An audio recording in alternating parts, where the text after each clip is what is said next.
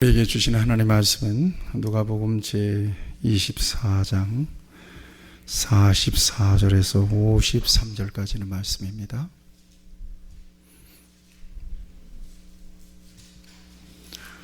누가복음 제 24장 44절에서 53절까지는 말씀, 이 기록된 계시의 말씀을 봉독할 때에 우리 주님께서 여러분들에게 친히 주의 음성으로 들려주시길 바랍니다. 또 이르시되 내가 너희와 함께 있을 때에 너희에게 말한 바 곧 모세의 율법과 선지자의 글과 시편에 나를 가리켜 기록된 모든 것이 이루어져야 하리라 한 말이 이것이라 하시고, 이에 그들의 마음을 열어 성경을 깨닫게 하시고 또 이르시되 이같이 그리스도가 고난을 받고 제3일에 죽은 자 가운데서 살아날 것과 또 그의 이름으로 죄사함을 받게 하는 회개가 예루살렘에서 시작하여 모든 족속에게 전파될 것이 기록되었으니 너희는 이 모든 일의 증인이라. 아멘.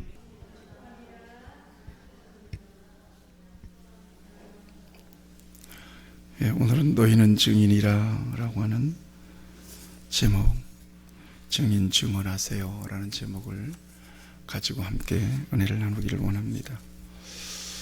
지난주에 새벽 기도를 끝나고 이제 나오는 길에 제 서재 책장을 쭉 훑어보고 나오는데 하나의 책이 눈에 들어왔어요. CCC를 창설하신 그 김준권 목사님의 짤막한 책인데, 제가 옛날에 사서 그 책을 한 두어 번 정도 짧은 책이기 때문에 한 두어 번 정도 읽었어요. 그러면서 감동을 받았습니다. 그 책을 뽑아서 서서 다시 한번 쭉 읽었습니다. 그리고 가져다가 딸에게 주었습니다. 그랬더니 딸도 단숨에 그 책을 다 읽고 생생하게 절절한 감동이 있다, 그런 이야기를 해 주었습니다. 그 책은 딸의 죽음, 제목이 그렇습니다. 딸의 죽음, 존재의 제로점에서 라고 하는 책입니다. 도대체 제목이 일단 끌려서 그 책을 제가 사서 봤습니다. 그 존재의 제로점에서, 그래서 쭉 보면 그 딸이 29살에, 신희라고 하는 딸이 29살에 위암 말기로 죽습니다. 그 죽음의 과정, 그 다음에 병상에서의 그 고통스러운 상황들, 또 그 고통해하는 그 몸부림, 그래서 결국 수술은 했는데 치료받지 못하고 167일 동안 정말 잔인한 고통을 받으면서 죽어가는 그 모습을 생생하게 담고 있습니다. 그것이 단순히 이제 한 인간의 질병으로 인한 고통과 그 몸부림에 그치지 않고, 그것을 바라보면서 이 목사님은 하나님과 예수 그리스도와의 관계, 그 신앙으로 그 고통과 몸부림과 절규와 그 안타까움과 그 죽음을 승화시켜 놓았습니다. 너무나도 생생하죠. 그 딸을 무척 목사님은 사랑하셨던 것 같습니다. 젊은 날에 학교 교사를 목사님 내배가 하셨는데, 그 시골길에 그 깐나를 안고 그 만원 버스, 그 덜덜거리는 만원 버스를 몇 시간 동안 타고 가도 그저 새근새근 잠자던 그 딸의 모습, 어릴 때 영특하고 공부도 잘했던 아주 귀엽고 아름다운 딸의 모습. 이화여대를 나왔는데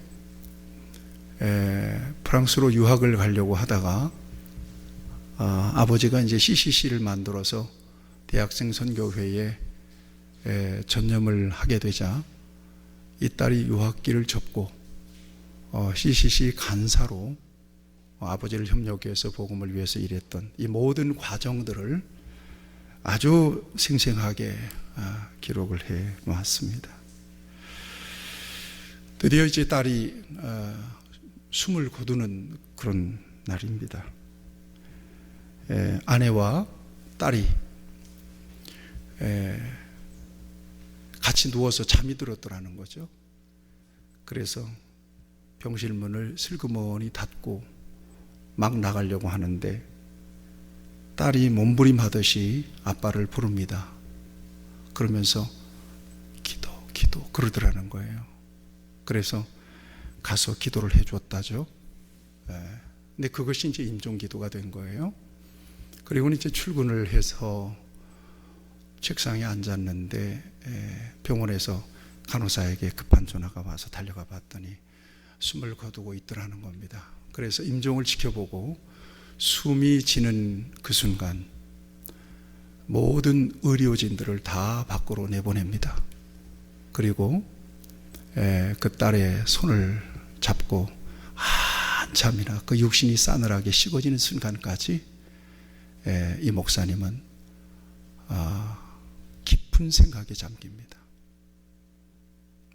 그리고 그런 고백을 하게 되죠. 딸의 손이 완전히 식었습니다. 손을 잡고 그런 고백을 합니다. 시간이 흐른다. 나는 언어도 행동도 존재조차도 정지된 어떤 제로점에 선 것이다. 십자가상의 주님을 쳐다본다. 가시관 밑으로 피가 빗물처럼 줄줄이 흐르고 있다. 이 대목에서 제목이 잡혔나 봐요. 책이. 딸의 죽음, 그 존재의 제로점에서 그는 십자가를 본 거예요. 그리고 십자가상에서 줄줄이 피를 흘리고 계신 예수님의 모습과 딸의 모습과 자신의 모습이 이렇게 믹싱이 된, 그야말로 그 존재의 제로점에서 이제 아무것도 없다. 존재의 제로점에서 그의 실존을 그리스도 안에서 다시 한번 발견하게 되는 거죠.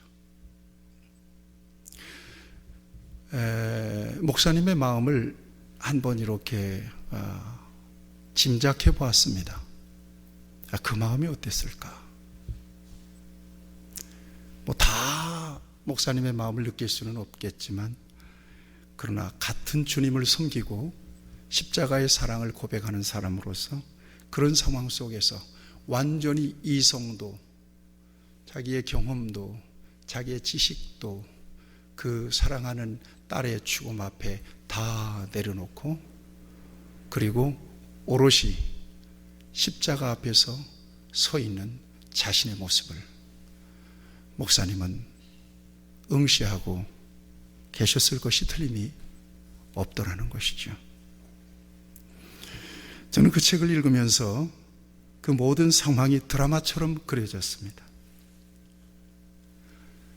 그 목사님의 딸 신희 씨의 얼굴을 한 번도 본 일이 없지만 마치 본 것처럼 그가 느껴졌습니다. 그리고 그 딸에 대한 목사님의 애절한 마음을 통해서 나를 위해서 예수님이 보내주신 하나님의 사랑도 느낄 수가 있었습니다. 왜 그렇게 그 책이 생생할 수 있었는가? 생생한 증언이 될 수 있었는가? 그것은 목사님의 사실적인 경험과 고백에 대한 증언이었기 때문입니다. 만들어낸 얘기가 아니고, 꾸며낸 이야기가 아니고, 하나의 각본대로 써내려간 시나리오가 아니었기 때문에 마치 그 현장에 내가 있었던 것처럼 그 상황이 느껴졌더라 하는 것입니다. 오늘 우리 주님께서 우리를 향하여 너희는 이 모든 일의 증인이다 이렇게 말씀하세요. 마지막 절이죠. 48절 말씀입니다. 너희는 이 모든 일의 증인이다. 이 말씀은 예수님께서 부활하시고 승천하시기 직전에 주신 마지막 명령입니다. 같이 고백합시다. 너희는 이 모든 일의 증인이라.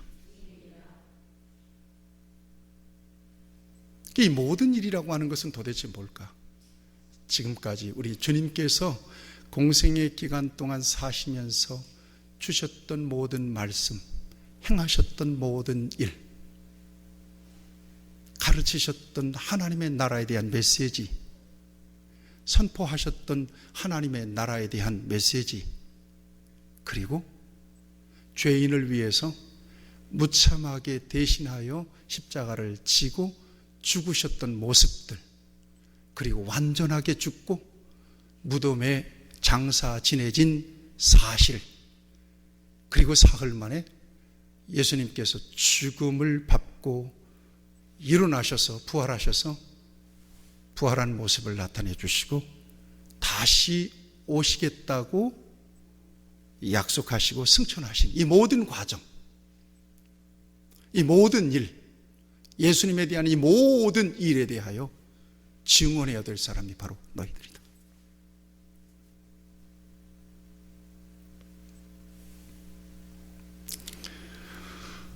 마태복음은 이 같은 순간을 아주 더 생생하게 자세하게 기록하고 있습니다. 부활하시고 승천하시기 직전에 제자들에게 감람산에서 주신 말씀이에요. 하늘과 땅의 모든 권세를 내게 주었으니 너희는 가서 모든 족속으로 제자를 삼아 아버지와 아들과 성령의 이름으로 세례를 베풀고 내가 너희에게 분부한 모든 것을 가르쳐서 지키게 하라. 볼지어다 내가 세상 끝날까지 너희와 함께 있으리라. 항상 함께 있으리라. 예수님의 제자 중에 누가는 사도행전 1장 8절에서 오직 성령이 너희에게 임하시면 너희가 권능을 받고 예루살렘과 온 유대와 사마리아와 땅끝까지 이르러 내 증인이 되리라 하시니라.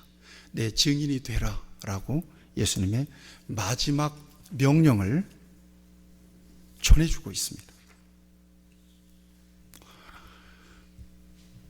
그래서 예수님의 제자들과 예수님을 따르던 사람들이 예루살렘을 떠나지 않습니다.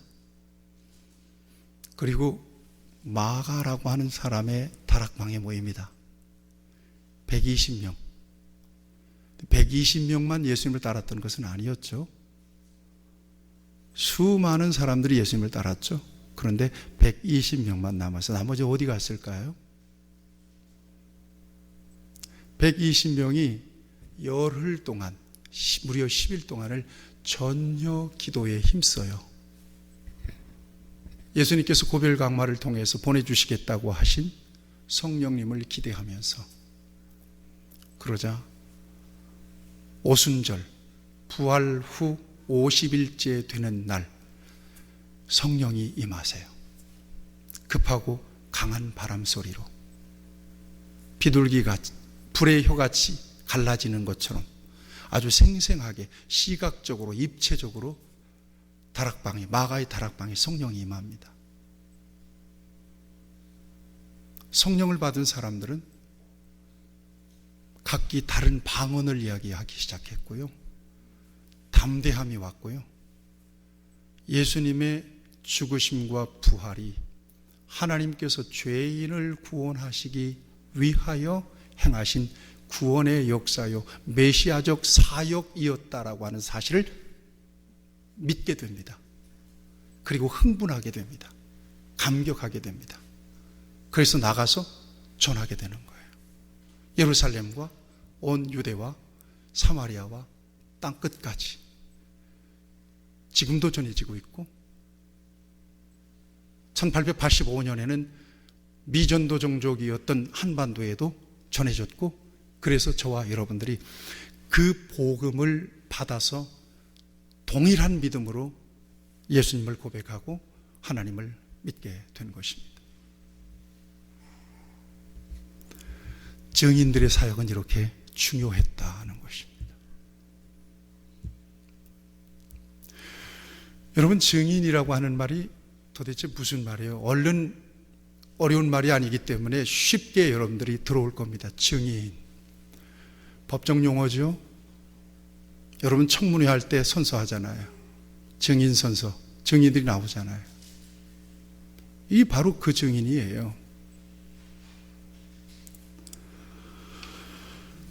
증인의 진술 여부에 따라서, 또 어떤 사람이 어떻게 진술하느냐에 따라서 재판은 크게 달라질 수 있죠.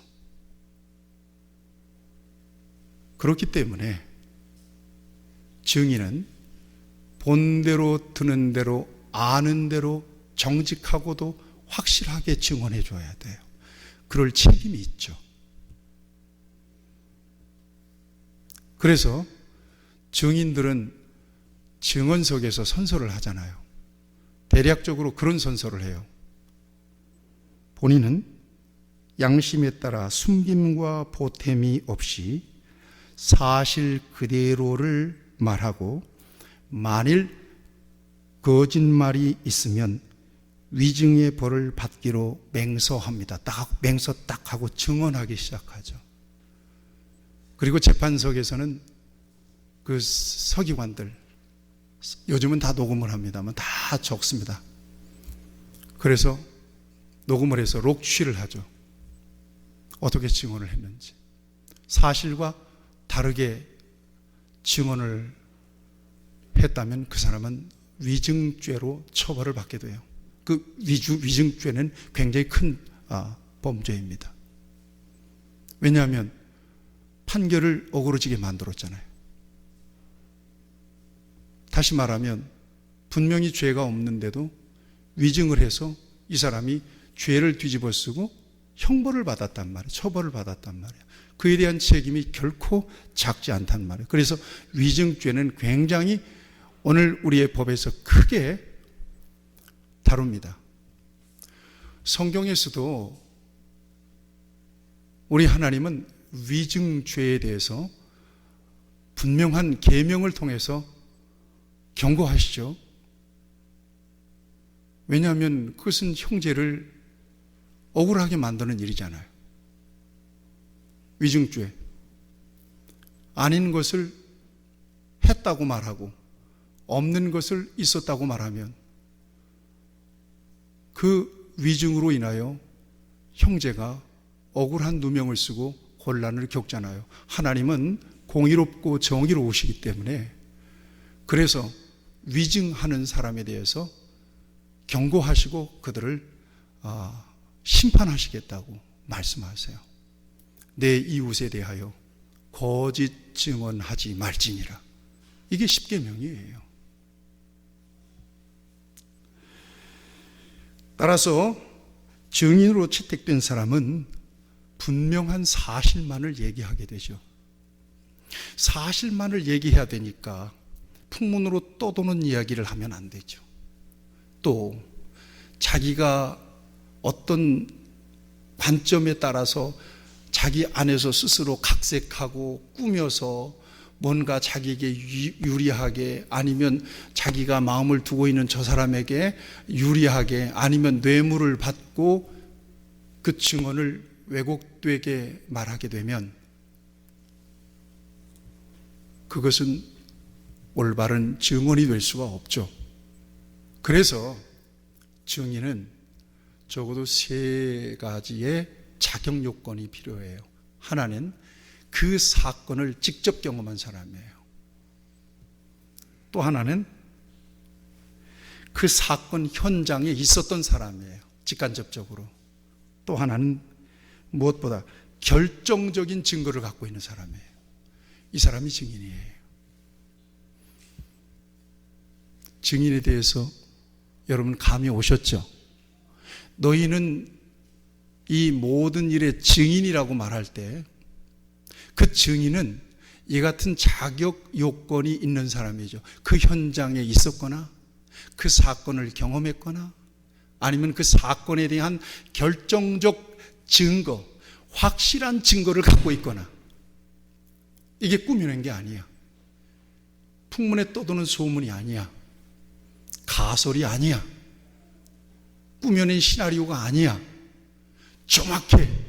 인명, 시간, 장소, 물증, 이게 정확한 사람이 증인 자격이 있는 사람이라는 거예요. 그 사람의 증언이 신빙성이 있고 확실하다는 거죠. 그런 의미에서 교회는 증인 공동체입니다. 믿습니까? 교회는 증인 공동체예요. 그러면 저와 여러분들은 어떤 사람들이죠? 증인들입니다. 같이 한번 고백합시다. 나는 증인입니다. 자, 증인 서겠습니까? 무엇에 대한 증인일까요? 무엇에 대한 증인이죠? 복음에 대한 증인입니다. 복음에 대한 증인이에요. 복음이 뭐예요? 예수님이 행하신 모든 일이에요. 무슨 일이에요, 그 일이? 예수님이 이 땅에 오셔서 저와 여러분들을 위하여 고난받으시고 십자가 지시고 죽으셨다가 살아나셨다. 그리고 승천하셨다가 이제 다시 오실 것입니다.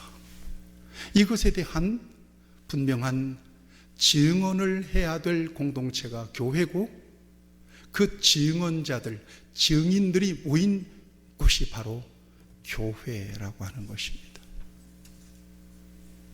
다시 한번 고백할까요? 나는 증인입니다.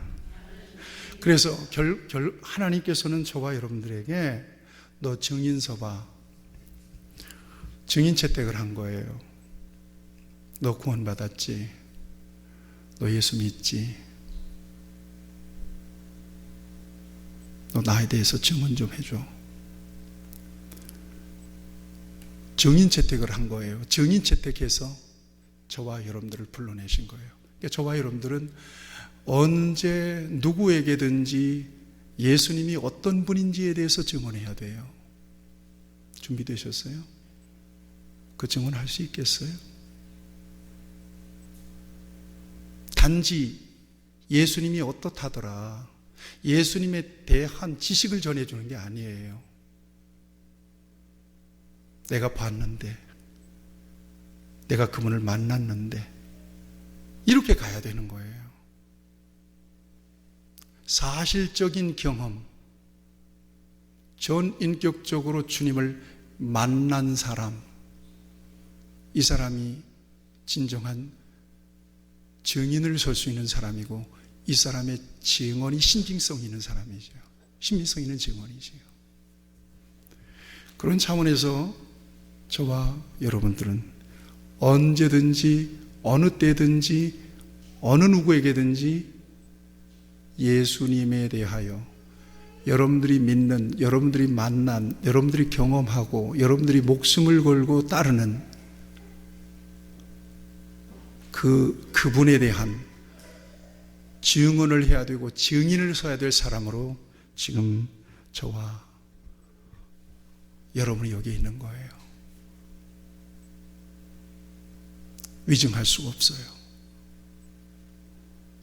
잘못 얘기하면 큰일 나는 거예요. 꾸며서 얘기할 수도 없어요. 목사님이 예수님에 대해서 이렇게 얘기하더라. 그건 증언이 아니에요. 네가 봤느냐는 거예요. 네가 만났느냐는 거예요. 네가 정말 믿느냐는 거예요. 네가 목숨을 걸 수 있느냐는 거예요. 위증하면 안 된다. 위증할 수 없어요. 그 증인이에요. 그 증인. 복음의 증인이에요. 여러분 성경을 보세요. 성경을 보면 예수님이 관통하고 계세요. 예수님이 쭉 창세기부터 요한계시록까지 예수님이 관통해요. 하나님은 예수님을 통해서 저와 여러분들을 구원하시기로 이미 마스터 플랜을 가지셨어요. 그래서 그 장구한 시대에 오고 가는 수많은 사람들과 그 엄청난 소용돌이 치는 역사 그 속에서 하나님은 한 번도 그 관점을 바꾸신 일이 없어요. 우리가 지금 에스라를 묵상하고 있죠. 에스라서 바벨론에 의해서 유다가 포로로 잡혀가잖아요. 주전 586년에 주전 586년에 포로로 잡혀가서 70년 만에 다시 귀환하잖아요. 유다 나라가 없어졌었어요.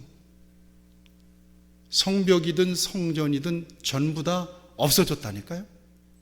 그리고 유다 백성들은 전부 흩어졌어요. 이렇게 디아스포라가 된 거예요.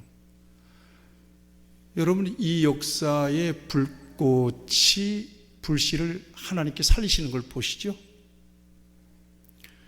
꺼져가는 심지를 끄지 않으시고 상한 갈대를 꺾지 않으시는 그 하나님의 역사, 구속의 역사를 보존하시고 관리하시는 하나님의 역사를, 관점을 저와 여러분들이 놓쳐서는 안 돼요. 오늘 저와 여러분들 가운데서 믿음이 식었다가 충만했다가 하나님을 떠났다가 들어왔다가 왔다리 갔다리 하는 분들도 있을 수 있어요. 그런데 중요한 건 오늘 여기에 계시죠? 하나님이 그 구원의 관점을, 우리를 향하신 구원의 계획을 한 번도 잊어보거나 놓치질 않는다니까요. 믿으시길 축복합니다. 안 놓치세요. 그래서 복음의 큰 강이 흐르고 있어요. 여러분, 주전 600년 전에 이사야 선지자를 통해서 예수님에 대한 분명한 예언을 저와 여러분들 듣잖아요. 우리가 잘 알죠. 그가 찔림은 우리의 허물 때문이요, 그가 상함은 우리의 죄악 때문이라. 그가 징계를 받음으로 우리가 평화를 누리고 그가 채찍에 맞음으로 우리가 나음을 입었도다. 이거 예수님 오시기 600년 전 일이에요, 이게. 그런데 똑같잖아요. 똑같이 이루어지잖아요. 이렇게 예수님 이 땅에 오시잖아요. 성취가 되잖아요. 그래서 요한복음 3장 16절에 하나님이 세상을 이처럼 사랑하사 독생자를 주셨으니 이는 그를 믿는 자마다 멸망하지 않고 영생을 얻게 하려 하심이라. 이루어지죠? 그러니까 늘 우리 빈내리 교회 성도들은 하나의 관점을 놓치면 안 돼요. 신앙의 겉다리를 짚으면 안 돼요. 신앙의 썩은 동아줄을 잡고 전전긍긍하면 안 되고요. 썩은 지팡이를 짚으면 안 돼요. 같이 큰 소리로 고백합시다. 예수 그리스도. 아멘. 예수 그리스도예요. 그 안에 서세요. 교리가 아니에요. 오늘날 교회도 아니에요. 진리예요. 예수님을 따를 수 있어야 된다는 얘기예요. 예수님께 집중할 수 있었다는 얘기예요.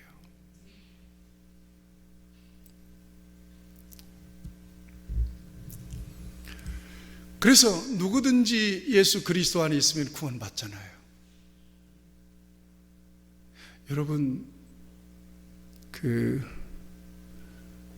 독일의 본회포 목사님이 그런 얘기를 해요. 기독교의 구원은 싸구려 구원이 아니다. 싸구려 구원이 아니다. 그런 얘기를 해요. 잘 들으세요.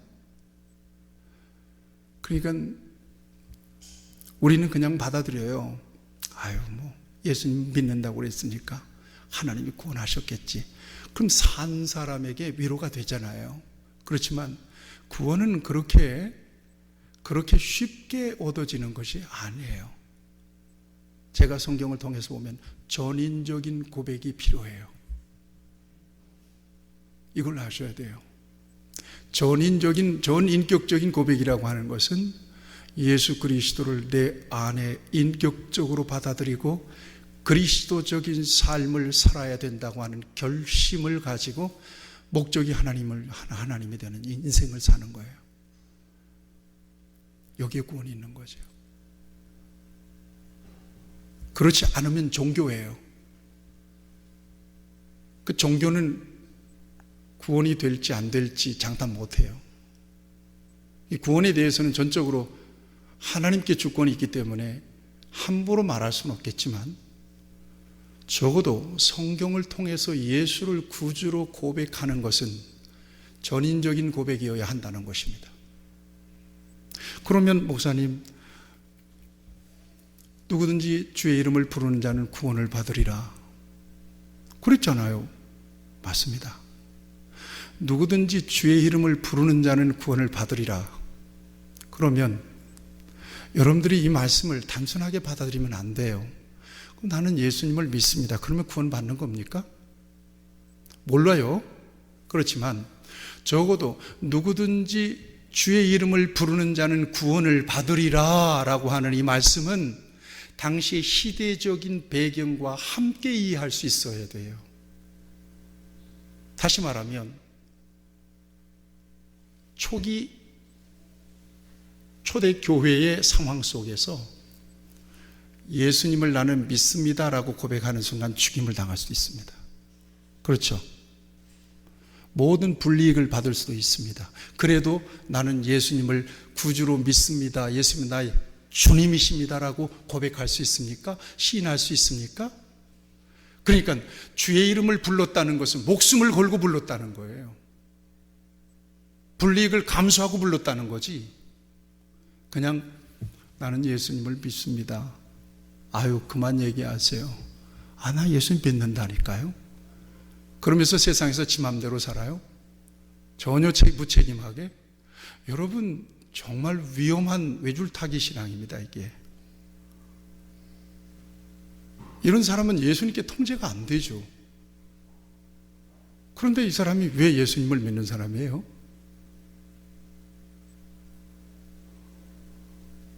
단지 종교생활, 종교 노름하고 있는 거죠. 구원을 장담할 수는 없습니다. 적어도 우리가 온전하게 하나님 앞에 살 수는 없겠지만 완전하게, 그러나 하나님께서 내게 주신 은혜를 따라 내 인생의 목적이 하나님께 있음을 시시로 고백하고 내가 그 길에서 벗어났을 때 내 신앙의 강력한 양심의 가책은 느껴져야 돼요. 그래서 하나님, 내가 죄송합니다. 내가 참 부족합니다. 하나님 앞에 눈물이라도 한번 찔끔 흘리고 적어도 또 다시 넘어질지라도 하나님 앞에서 자기 자신을 전인적으로 결심하고 하나님 앞에 세울 수 있는 사람이 적어도 전인격적으로 예수님을 받아들인 사람이에요.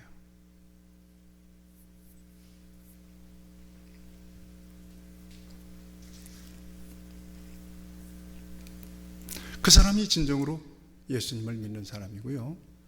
그 사람이 진정으로 증인 될 수 있는 자격을 가진 사람이죠.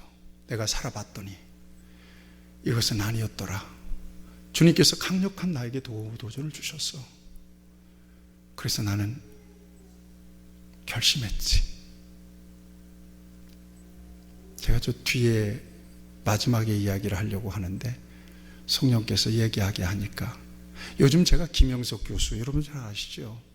연세대학교 그 명예 교수인 김영석 교수님의 강연을 제가 쭉 들어요. 이분은 완전한 크리스찬이에요. 조용조용하게 얘기해도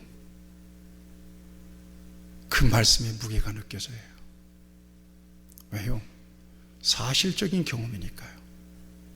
또 그분은 그렇게 사셨기 때문에 그렇습니다. 어릴 적에 잔병치레를 많이 했대요. 그래서 어머니가 그러더래요. 나는 네가 20살 될 때까지만 살았으면 좋겠다. 그런데 김영석 교수님은 지금 102살입니다. 엄청나요. 우리나라 1세대 철학자로 불리는 이태길 교수님과 안병욱 교수님이 친구인데, 이분들과 어떻게 일생을 교수로 믿는 사람으로 살았는지 잔잔하게 증언하는 말씀을 들을 때, 그렇지, 그런 거지, 자연히 마음에 수긍이 돼요. 인정이 돼요. 확실하게 주님을 만난 자리가 있거든요. 그게 언젠가 그랬더니 자기가 죽게 생겼대요. 그래서 하나님께 그렇게 얘기했대요. 하나님 나 살려주시면요, 나 평생 살아있는 동안은 주님의 일을 할래요. 지금까지 그 마음을 예수님 안에서 지켜내고 있어요. 그 같은 삶을. 그래서 그렇게 증언하고 계시는 거거든요. 적어도 사실적으로 예수님을 만나고 예수님 안에서 전인적으로 응답하려고 하는 거룩한 의지, 영적인 의지를 갖지 못한다면 저와 여러분들은 미안하지만 증인의 자격은 없습니다. 예수님에 대하여 이야기는 할 수 있을 겁니다. 내가 교회를 다녀봤더니, 예수를 믿어봤더니, 성경을 봤더니, 남 얘기하듯이 예수님에 대해서는 이야기할 수 있을 것입니다. 그러나 자기 고백적으로 예수님을 이야기는 못할 거예요. 왜요? 예수님을 경험해 본 자리가 없기 때문에. 왜 경험을 못하죠? 예수님이 그 인생 안으로 들어가서 그 인생을 컨트롤할 수 있도록 허용을 하지 않는 거예요, 자기가. My way. 예수님은 계속해서 내비게이션, 잘못 가고 있는 내비게이션 계속해서 돌아가세요, 돌아가세요 그러는데 My way 계속 가는 거예요. 그러니 주님과 나와의 접촉점이 안 생겨요. 잘못 가고 있어요, 지금? 잘못 가고 있네요? 알겠어요, 돌아갈게요. 잠시 착각했어요. 이런 뭔가 인격적인 반응이 와야 되는데 이게 없는 거거든요. 이게 정말 저와 여러분들에게 없다면 많이 어려운 일입니다. 이건 제가 여러분들에게 대신 어떻게 할 수가 없어요. 여러분들 하나님의 은혜를 구하셔야 돼요. 왜냐하면 주님은 증인이라고 말씀하고 있기 때문에. 이 상태로 내가 주님을 증언할 수 있을까? 이 상태로 내가 예수님에 대해서 증언할 수 있을까? 증인 나오세요. 증언하세요. 아무개 집사 나오세요. 증언하세요. 그런데요, 내가요 교회를 좀 다녀봤더니요, 뭐였더라? 이건 안 되죠. 증언하겠습니다. 저는 어떤 불이익이 오더라도 예수님이 내 안에서 나의 생명이 되셨음을 저는 고백할 수 있습니다. 어느 날 이때에 주님은 죄인 되었던 저를 만나 주셨기 때문에 저는 예수님을 부정할 수가 없습니다.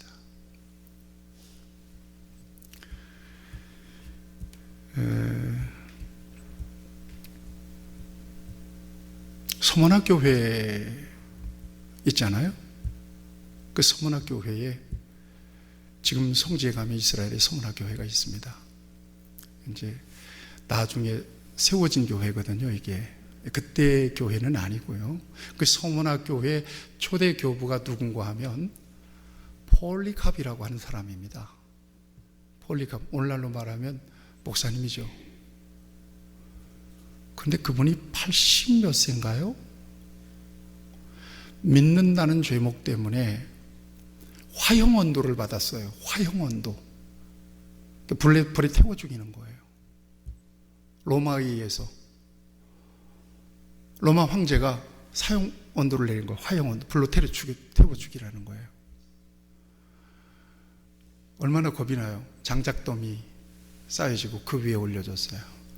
마지막으로 폴리카백에 지금이라도 예수님을 부인하면 당신을 살려주겠다고 얘기하죠.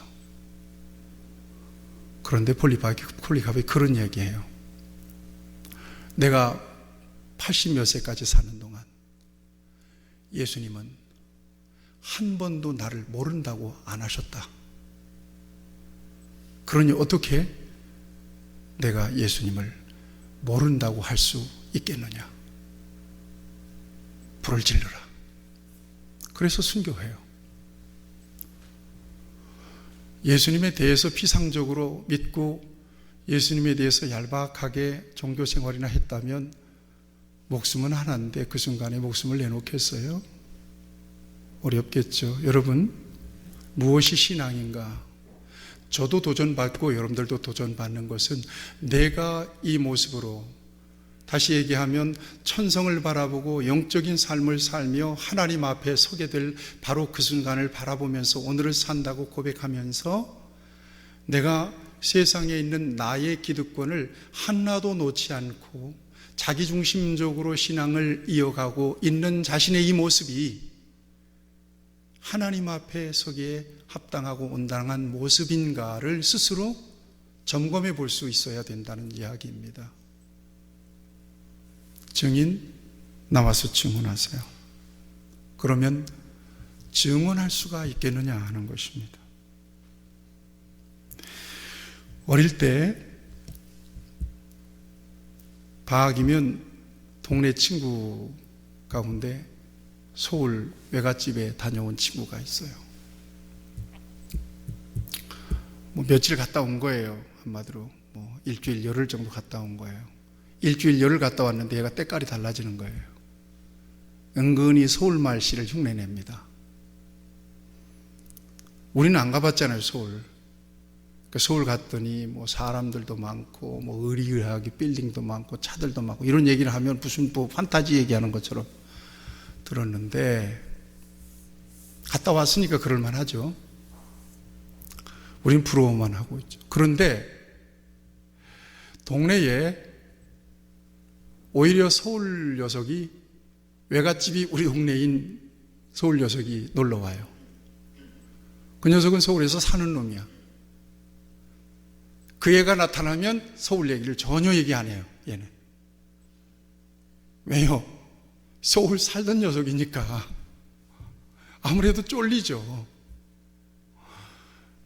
여러분, 예수님에 대하여 지식적으로 알고 지적으로 동의하는 것, 그리고 습관적으로 오랫동안 교회 생활을 통해서 익숙하게 젖어 있는 예수님에 대한 이야기는 마치 서울을 잠깐 갔다 와서 서울을 다 하는 것처럼 얘기하는 것과 똑같아요. 그런데 서울서 살다 온 아이의 이야기와 서울 잠깐 다녀온 아이의 이야기는 전혀 다를 수 있다는 얘기예요. 그 느낌이나 감동이. 그러니까 서울에서 살던 녀석이 오면 입을 딱 다무는 거예요. 얘기하지 않는 거예요. 성경에 대해서 해박한 지식이 있더라도 제가 도올 선생의 강의도 가끔 들어요. 이야, 이 사람은 지식이 대단한 사람이에요. 맞아요. 19살 때, 고등학교 때 철학 박사들이 쏘는 요만한 철학책을 19살 때 독파를 하는 거예요. 이걸 갖고 나왔더라고. 그리고 그 뒤에다가 몇 날 며칠 읽었음 사인까지 딱 해놨어요. 그러니까 아주 어릴 때부터 대단한 지적 욕구가 대단했던 사람이 맞는 거예요. 생각이 깊었던 사람이 맞아요. 성경? 신학교 출신이에요, 그분은. 한신대 나왔어요. 또 한신대 교수예요. 그런데 예수님은 안 믿어요. 그래서 예수에 대하여 이야기를 아주 장황하게 하는데 사람들이 굉장히 관심 있게 바라보죠. 예수에 대하여 얘기해요. 마가복음 강해를 해요. 하나님에 대하여 얘기해요. 대하여 얘기하는 거예요. 고백적인 증언이 아니에요. 대하여 얘기해요. 지식이 있으니까. 성경을 여러 번 읽었으니까. 성경의 역사, 팔레스타인의 역사, 구약의 역사, 신약의 역사를 아주 꿰뚫고 있으니까. 뿐만 아니라 동서양의 모든 철학사, 이것을 꿰뚫고 있으니까 성경도 보이잖아요. 그런 관점에서 이야기하는 거예요. 정말 흥미로워요. 그런데 안타까워요. 정말 재밌어요. 그런데 안타까워요. 예수님을 만나지 못했으니까요. 그 사람은 예수님에 대하여 이야기할 수 있어요. 얼마든지. 그러나 예수님을 증언할 수는 없죠. 같이 고백합시다. 나는, 큰 소리로 고백하세요. 나는 예수님을 나의 구주, 나의 하나님으로 믿습니다. 아멘. 믿습니다라고 하는 이 고백은 나는 주님을 만났습니다 라는 고백이에요. 나는 주님을 경험했습니다 라는 고백이에요. 그리고 나는 내 인생의 주인으로 예수님을 모셨습니다 라는 고백이에요. 그러니까 내 안에 주인이 바뀐 거죠. 로드십 천지가 일어난 거예요. 그러니까 수식어로 상투적으로 주여 주여 하는 게 아니라 내 안에 내 인생의 주인은 당신입니다. 당신의 뜻대로 내가 살기를 원합니다. 당신이 내 인생을 어떻게 경영하시든지 내 인생의 운전대는 당신이 잡고 계십니다. 당신이 깊으신 뜻대로 인도해 주세요. 난 따라가겠습니다. 그런 고백이에요. 이게 믿는다는 고백이에요. 그래서 믿는다라고 하는 고백은 경험을 포함합니다. 체험을 포함합니다. 그래서 기독교 신앙을 체험적 신앙이라고 그러잖아요. 다시 말하면 체험하지 않은 것은 신앙이 아니라는 거예요. 그래서 막 성령 집회를 통해서 막 뜨겁게 기도하면서 찬양하면서 뭔가 인격적으로 예수님을 느끼는 그런 영적 분위기가 필요해요. 마가의 다락방에서 그런 역사가 있었던 거예요. 여러분, 마가의 다락방에서 열흘 동안 너희는 예루살렘을 떠나지 말고 모여서 함께 기도하라. 약속하신 것을 기다리라. 성령이 오면 네가 모든 것이 생각나게 할 거다. 이 명령을 받은 예수님의 제자들이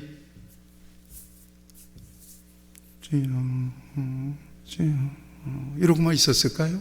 그렇지 않아요. 저는 예루살렘의 마가의 다락방에 가봤는데 아주 큰 방이에요. 물론 후에 만들어진 집이죠. 근데 이렇게 돔처럼 이렇게 딱 되어 있어요. 뭐 거기 가니까 목사님들이 가니까 뭐 마가의 다락방이니까 성령 좀 받아야 되겠다고 생각하고 말이야. 막 탁 긴장이 되는 거예요. 그래가지고 이제 목사님들이 거기서 어떤 분이 그래요. 우리 마가의 다락방에 왔으니 성령을 주시도록 기도합시다. 우리 통성기도 잘하잖아요. 통성기도는 유일해요. 우리 전 세계적으로 모든 기독교의 통성기도는 유일해요. 우리 한국교회가 주여 삼 창하고 통성기도 합시다. 주여 그랬더니 어떤 사람이 수염 이만큼 난 사람이 와서 막 놀래가지고 샤라 그러는 거예요. 그러다가 기도 발동 걸다가 딱입 다물었잖아. 우리는 막 그렇게 해야 막 성령이 오는데 막 진동도 오고 그래야 되는데 조용하고 있으면 성령이 미직미직 해가지고 안 온 것 같은 느낌이 오는데 어쨌거나 중요한 건 오감으로, 느낌으로, 경험으로, 입체적으로, 전인격적으로 만나는 소위 엔카운팅이 돼야 된다는 거예요. 주님과. 그 순간, 격정적인 그 순간. 그래서 전혀 그 감정, 그 경험을 나는 부인할 수는 없습니다. 그때 그 감정이 있었습니다. 그때 나는 주님이 내 안에 오신 것을 확증할 수 있습니다. 증언할 수 있습니다. 예, 나는 그 순간이 내가 거듭난 순간이었음을 나는 증언할 수 있습니다. 라고 하는 그 사건이 저와 여러분에게 꼭 필요하다는 거예요. 이게 없으면 언제든지 떠날 수도 있어요. 언제든지 부정할 수도 있어요. 언제든지 나는 아닌데요. 베드로처럼 부인할 수 있죠. 지난주 설교했죠. 누구도 장담할 수 없다고. 그럴 수 있는 거예요. 그런데 요지부동이에요. 아니에요. 주님은 나를 만나 주셨어요. 내가 그분 앞에서 나의 죄인도 이미 깨달아졌거든요. 그래서 하나님 앞에 기도했어요. 예수님 안에 영생이 있음을 나는 분명히 부정할 수가 없기 때문에 나는 내가 어떤 불이익이 있더라도 예수님을 부정할 수는 없어요. 때리세요. 때리려면 때리세요. 죽이려면 죽이세요. 나는 예수님을 그래도 부정 못해요. 이럴 수 있겠느냐는 거예요. 이게 증인이라는 거지.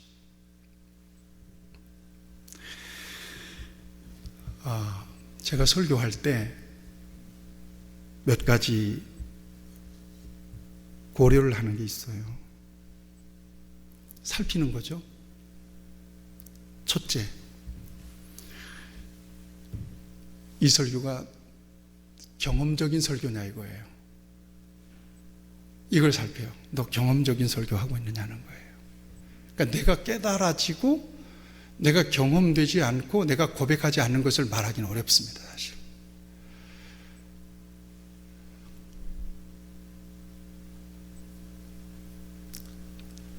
천성적으로 말을 전하는 게 굉장히 어려워요. 여러분들 가운데는 정말 누가 어떤 사건, 어떤 이야기들을 사실적으로 확 얘기 잘하는 사람 있잖아요. 그 사람이 그렇게 부러울 수가 없어요. 근데 저는 그렇게 못해요. 그래서 제가 세미나 같은 거 잘 안 가는 거예요. 내게 주신 은혜를 따라, 내게 주신 감동을 따라 내 안에 분명히 복음의 핵심은 있으니까 내게 주신 감동을 전하지. 그 다음에 또 하나, 이 설교 속에 복음이 들어가 있느냐 하는 거예요. 캐리그마. 예수님이 있느냐 하는 거예요. 예수님이 그 중심에 있느냐 하는 거예요. 또 하나는 설교한 대로 살아가고 있느냐 하는 것입니다. 부족한 게 많지만 이것은 나에게 있어서 큰 숙제요, 질문입니다.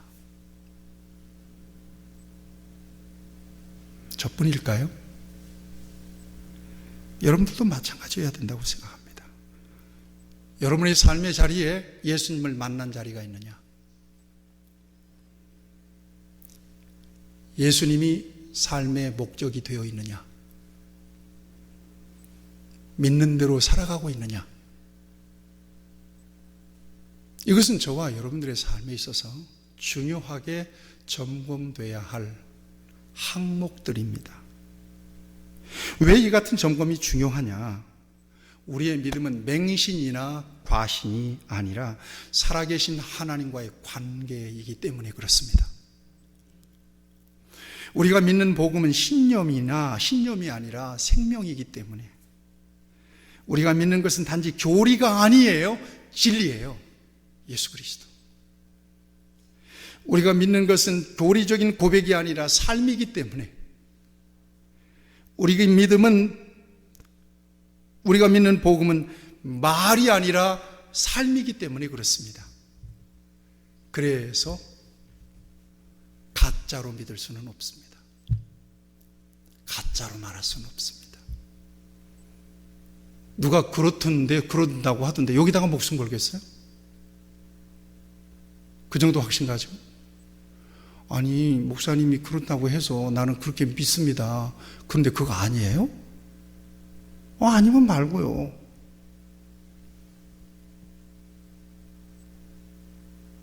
어떻게 자기 확신이 없는 데다가 목숨을 걸어요? 그럴 수는 없잖아요. 당신 증언하세요. 증언이 잘못되면 처벌받습니다. 증언하세요. 무엇에 대해서 증언할까요? 예수님에 대해서 증언해봐요. 당신 예수 믿어요? 예, 예수님을 믿기는 믿는데 오랫동안 교회를 다녔는데요. 교회를 오래 다니니까 뭐 세례도 주시고 뭐 집사도 주시고 직분도 가졌는데 사실 나는 잘 모르겠는데요. 이렇게 해야 맞는 거죠. 저는 증인을 속이는 좀 그렇습니다. 이게 맞는 거죠. 솔직한 고백이죠. 그런 피상적인 주님과의 관계나 종교적 신념 가지고는 절대로 예수님을 증언할 수는 없다는 거죠. 증언이라고 하는 것은 꼭 우리의 입술에 말로만 하는 건 아니잖아요. 삶으로, 전인격적으로 관계 속에서 예수님을 드러내기는 어렵습니다. 피상적으로 예수님을 아는 것만으로, 교회를 조금 다녀서 종교적 지식이 조금 쌓인 것만으로, 이것만으로 예수님에 대해서 관하여 어느 정도 몇 마디는 할 수 있겠지만 그 깊이, 주님과 내가 오늘 아침에 일어났는데 주님이 내게 이런 말씀을 주세요, 이런 감동을 주시되, 내가 어떤 일에 대해서 주님은 이렇게 말씀하시더라고. 그래서 내가 움찔했었지. 그래서 다음날 새벽에 가서 하나님 앞에 회개하며 기도했지. 와, 내가 동료들하고 회식 자리에 갔는데 우리 사장님이 나한테 술 한잔 받으라고 하더라고. 근데 나도 모르는 사이에 불쑥 받아가지고는 한 모금 꼴깍 했는데, 어머, 그러고 난 다음에 내 신앙의 양심이 덜컥 걸려버려서 내가 진짜 괴로웠거든. 그래서 야, 이거 계속 허용하다 보면 내가 주님을 부를 수는 없겠구나, 예수님을 부끄러워서 못 부르겠구나. 그래서 내가 하나님 앞에 회개했죠. 다시는 절대 그거 받지 않겠다고. 이런 하나님과 나 사이에 절대적인 관계 속에서 뭔가 예수님이 내 인생의 기준이며 예수님이 내 인생의 가장 중요한 프레임이 되는 거예요. 거기에서 벗어나면 나는 그러고는 못 살겠다. 여러분 생각하세요. 세상에서 정말 잘 나가는 사람들 있잖아요.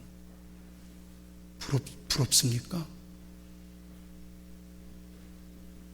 그런데 저 인생에 예수님이 없다면 나는 저렇게는 못 살겠다.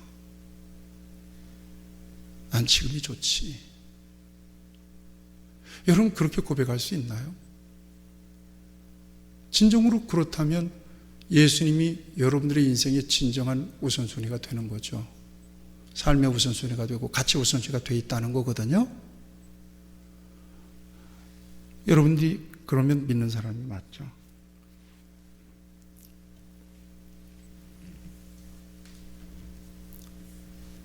증인이 될 수 있느냐는 거예요. 증언 설 수 있느냐는 거예요. 분명히 말씀하잖아요. 너희는 이 모든 일의 증인이다. 여러분, 우리는 바울이 전해준 복음을 들어서 예수를 믿습니다. 근데 바울은 어떤 복음을 전했을까요? 이 신칭의, 믿음으로, 예수를 믿음으로 의롭다함을 받는 겁니다. 예수님의 공로로 하나님과 올바른 관계가 회복됩니다. 이게 구원입니다. 자유입니다. 얼마든지 이야기할 수는 있겠죠. 그런데 바울은 이 복음을 전하다가 목숨 버렸잖아요. 여러분 사도행전이라고 하는 영화를 보세요. 거기 보면 바울이 이렇게 홈이 파진 그 교수 참수대에 딱 목을 겁니다. 이때 칼로 바울의 목을 베죠. 그 바울의 몸에서 떨어진 목이 통통통 3번 뜹니다. 거기에서 뭐가 솟았다고 그러죠. 그런 설화가 있잖아요. 여러분 생각해 보세요. 이런 억울한 경우가 어디 있어요? 이를테면 아니 예수님에 대해서 증언했다고 내 목을 잘라요? 그러면 내가 내 목을 자르게 내어줄 만큼의 뭔가 보상이 있어야 되잖아요. 그 보상에 대한 믿음이 필요하잖아요. 그 보상이 있으면 기꺼이 그럴 수도 있겠지만 이게 나한테 없는데 거기다가 목을 바치면 미련한 거죠. 그런데 바울은 어떻게 했어요? 거기다가 자르려고 그래요? 자르세요. 그러고 있었다면 그러면서 참수를 당했단 말이에요. 왜 그랬을까요? 그는 증인이었기 때문에 그래요. 왜 증인되었죠? 그는 예수님을 극렬하게 반대했던 사람이 예수 믿는 사람들을 완전히 멸절시켰으면 좋겠어. 왜? 율법의 관점에서 유일신 하나님의 관점에서 보니까 예수 믿는 사람은 전 나사렛 이단들이야. 저런 미련한 사람들이 어디 있어? 뭐? 예수가 메시아라고? 그래서 대제사장에게 공문을 받아가지고 소위 믿는 것들을 다 처단하기 위해서 군인들과 함께 믿는 사람들 소위 인간 사냥을 하러 가다가 다메섹 도상에서 덜컥 부활하신 예수님을 만나버리네요. 사울아 사울아 왜 네가 나를 핍박하느냐. 이 소리가 들리는데 위에서 큰 빛이 비치는 거예요. 자기에게. 순간 눈이 멀어버렸어요. 이 소리는 다른 사람 못 들고 자기의 귀에만 들리는 거예요. 그래서 완전히 그의 모든 계획이 수포로 돌아가고 다메섹이라고 하는 성으로 질질 끌려가지고 거기에 들어가잖아. 그런데 그때 동시에 우리 주님께서 아나니아라고 하는 예수님의 참된 제자의 마음을 감동시키세요. 야, 다메섹 성에 사울이라는 작자가 지금 눈물어 가고 있거든. 가한테 가서 길에서 만났던 분이 나라고 전해줘. 그래서 아나니아를 보내요. 형제요, 당신이 길에서 만나고 음성을 들었던 분이 바로 하나님께서 보내신 메시아 그리스도요. 하나님께서 당신을 그렇게, 주님께서 당신을 그렇게 부활하신 주님께서 만나 주셨소. 이때에 그 모든 눈이 열리며 비늘 같은 것이 떨어지며 보게 되면서 완전히 사람이 달라져 버려. 만난 경험 때문에. 그래요? 나는 예수님을 핍박하던 사람이고 예수 믿는 사람 미련하게 여기서 처단하려고 그랬던 사람인데 그분이 주님이셨어요? 그렇다면 주님이 계신 게 맞잖아요. 주님이 부활하신 게 맞잖아요. 주님을 믿고 따르는 사람들이 옳잖아요. 그래요? 알았어요.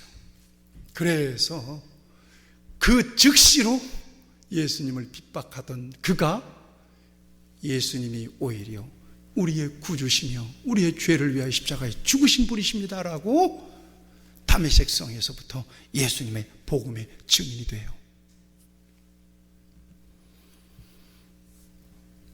그래서 안디옥 교회의 파송을 받아서 1차, 2차, 3차 전도여행 로마까지 가서 복음을 전하고 로마에서 참수를 당하고 죽는 거예요.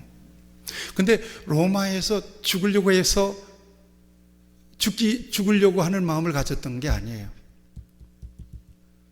바울은 저 서바나, 올라르면 스페인이 당시에 땅끝이었어요. 서바나로 가려고 하는 계획을 갖고 있었어요. 로마에 있는 교인들의 도움을 받아가지고. 그런데 그 뜻을 이루지 못하고 거기에서 참수를 당해서 죽죠.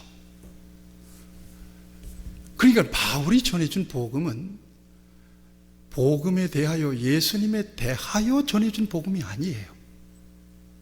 만난 복음이에요. 사실이에요.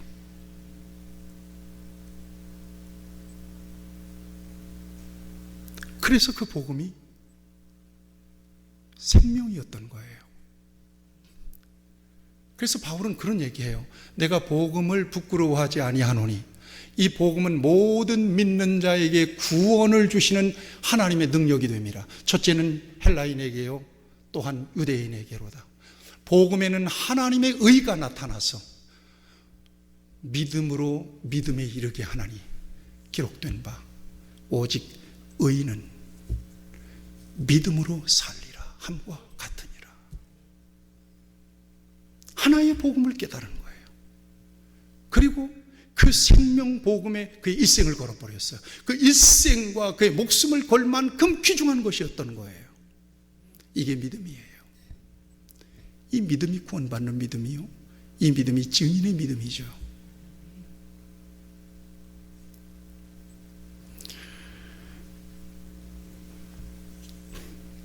오늘 아침에 제가 여러분들에게 영상을 보냈어요.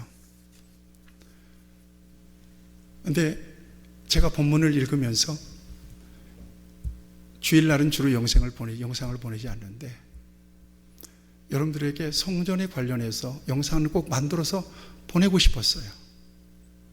그래서 혼자 앉아서 영상을 찍고 있는데, 교회에 대한 거잖아요. 혹시 들어보신 분, 안 들어보신 분 좀 들어보세요. 성전에 대한 거잖아요. 어떤 거냐?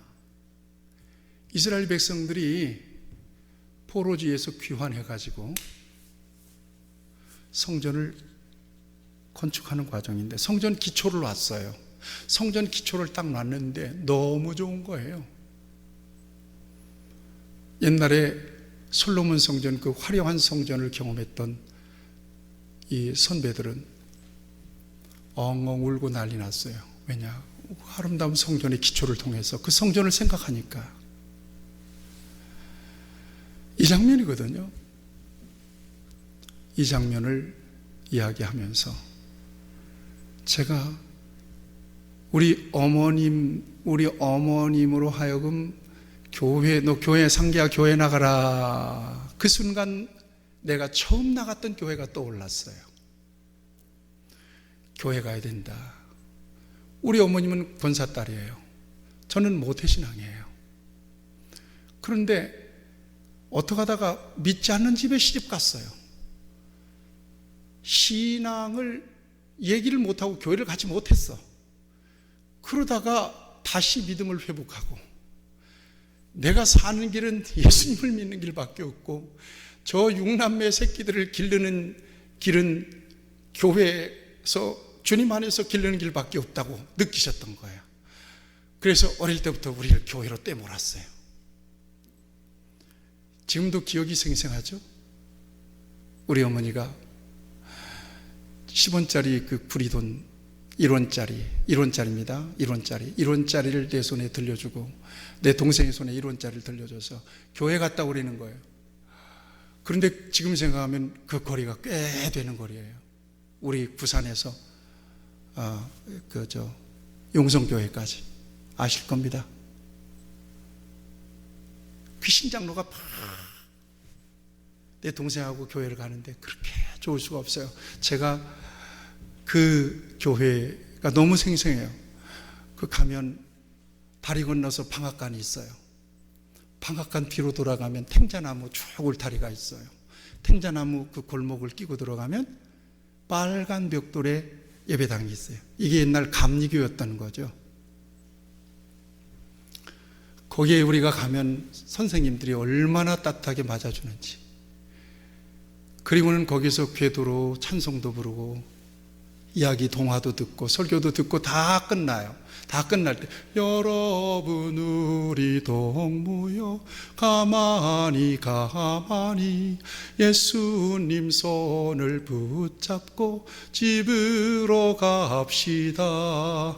오늘의 배운 말씀을 잊지를 맙시다. 또다시 만날 때까지 안녕히 계세요. 그러고 이제 가는 거예요. 이게 폐회송이었어요. 갈 때는요, 앞에서 남자 선생님이 망치로 우유, 분유 같은 거 굳으면 딱딱해지잖아요. 옛날에 원조 받은 거. 분유 푸대자루에서 분유를 톡톡 깨는 거예요. 그걸 한 조각씩 줘요. 내 동생하고. 그걸 빨아먹으면서 우리 집으로 오는데 그렇게 좋을 수가 없고, 다음 날 교회 가는 게 그렇게 기다려질 수가 없는 거예요. 이때 이야기를 하는데 내 마음이 잠깐 울컥한 마음이 생깁니다.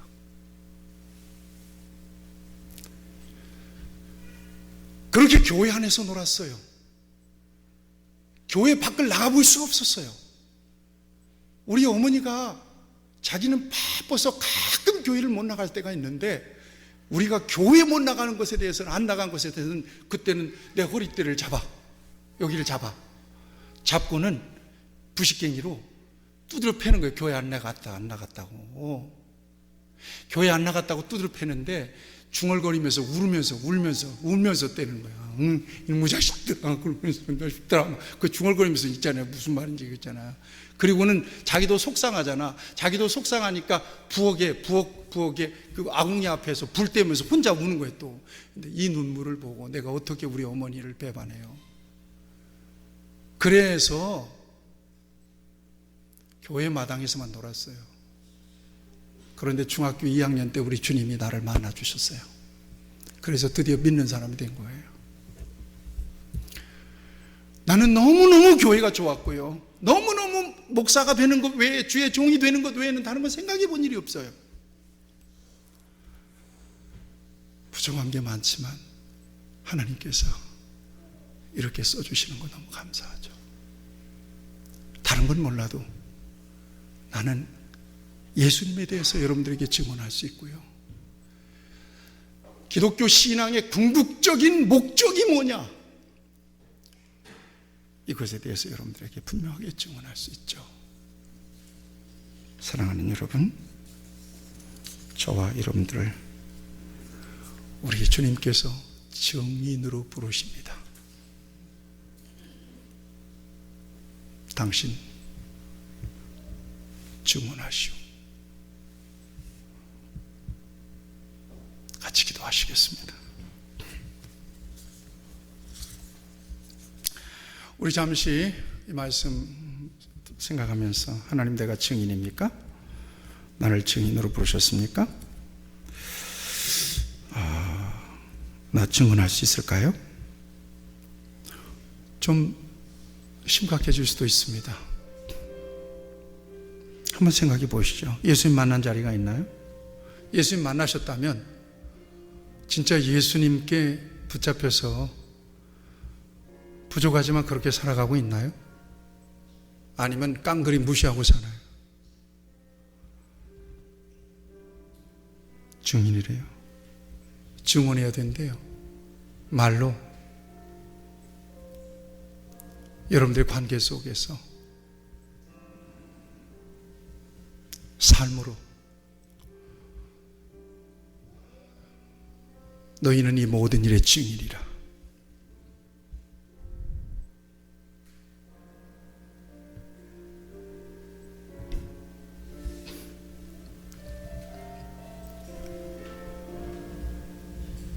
하나님 아버지, 우리를 증인으로 부르셨다는 사실